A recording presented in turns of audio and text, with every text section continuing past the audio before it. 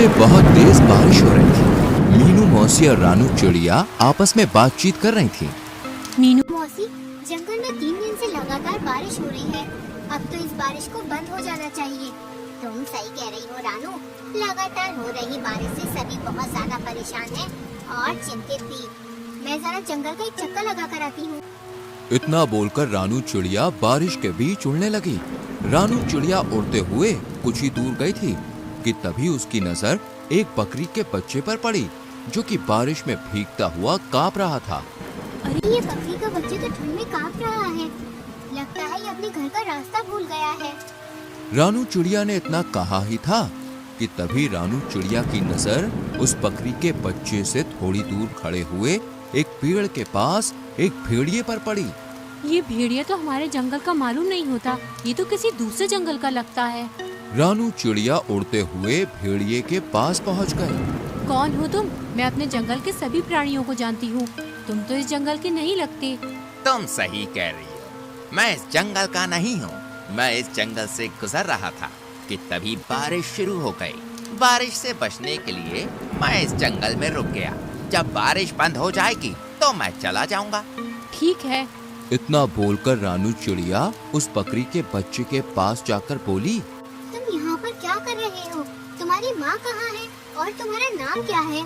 मेरा नाम गोलू है। मैं बारिश में खेल रहा था, मगर खेलते खेलते बहुत दूर निकल आया और घर का रास्ता भूल गया। इतना बोलकर गोलू रोने लगा। तुम चिंता मत करो, मैं तुम्हें तुम्हारे घर ले जाऊंगी। मेरी माँ मना कर रही थी, लेकिन मैंने उनकी बात नहीं मानी। तुम्हें अपनी माँ की बात माननी चाहिए थी। चलो मेरे साथ।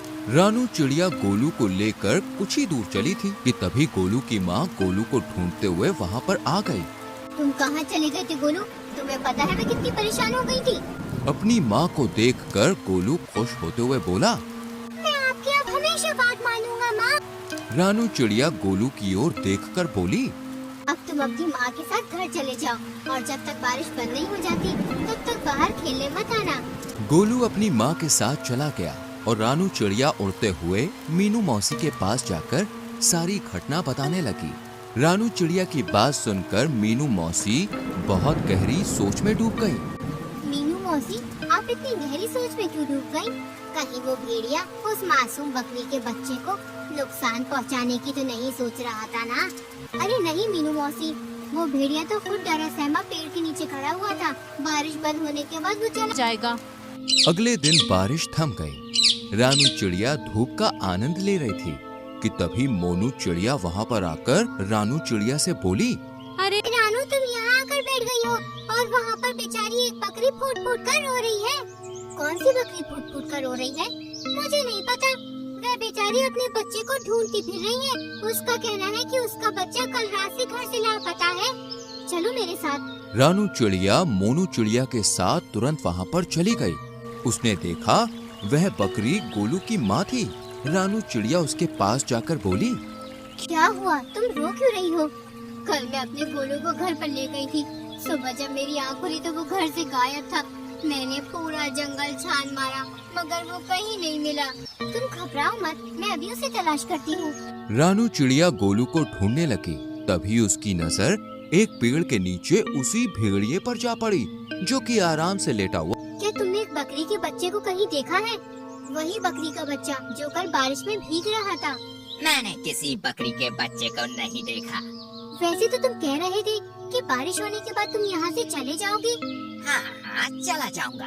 तुम तो ऐसे बोल रही हो जैसे कि इस जंगल की राजा हो और यहाँ पर तुम्हारा ही अधिकार चलता है। अरे मेरी जब मर्जी होगी मैं यहाँ से चला जाऊंगा। रानू चिड़िया अपने मन ही मन में बोली, मुझे तो इस भेड़िए पर शक हो रहा है। मुझे जंगल के राजा शेर से इसकी शिकायत करनी होगी। रानू चिड़िया जंगल के राजा शेर के पास चली गई और सारी घटना बताती हुई बोली, मुझे उस भेड़िए पर शक हो रहा है। तभी शेर क्रोधित होकर रानू चिड़िया से बोला, इसका मतलब वो भेड़िया सही बोल रहा था। तुम हमेशा जंगल के प्राणियों के खिलाफ मेरे कान भरती रहती हो। ये आपको क्या हो गया महाराज? तभी रानू चिड़िया ने देखा वो भेड़िया गुफा के दूसरे हिस्से से निकलकर गोलू के साथ वहाँ पर आकर शेर के सामने खड़ा हो गया है। रानू चिड़िया हैरत से इस दृश्य को देखने लगी। महाराज, जब मुझे पता चला कि ये बकरी का बच्चा कल से गायब है तो मैं जंगल में उसकी तलाश के लिए निकल गया। मगर मैं जानता था कि ये रानू चिड़िया मेरे खिलाफ आपके कान जरूर भरने आएगी, इसलिए मैंने आपको पहले ही सब कुछ बता दिया था। महाराज, इस रानू चिड़िया के कारण ही दूसरे जंगल का कोई भी प्राणी आपके जंगल में नहीं आता। शेर रानू चिड़िया की ओर देखकर बोला, और तुम कह रही थी कि इस भेड़िए ने बेचारी बकरी के बच्चे को मार डाला, मगर ये तुम्हारे आने से पहले ही इसे यहाँ सही सलामत ले आया। तुम्हें अब सजा मिलेगी, तुम्हें जेल में डाल दिया जाएगा। इतना बोलकर शेर ने अपने सिपाहियों को आदेश दे दिया और रानू चिड़िया को एक पिंजरे में बंद कर दिया। शेर भेड़िए की ओर देखकर बोला, तुम्हारी जब तक मर्जी हो तुम यहाँ पर रह सकते हो। भेड़िया खुश होकर वहाँ से चला गया। इधर मोनू चिड़िया इस सारे दृश्य को देख रही थी। वह तुरंत मीनू मौसी के पास पहुँच गई और सारी घटना बताते हुए बोली, कुछ कीजिए मीनू मौसी, जंगल के राजा शेर ने रानू चिड़िया को बंदी बना लिया है।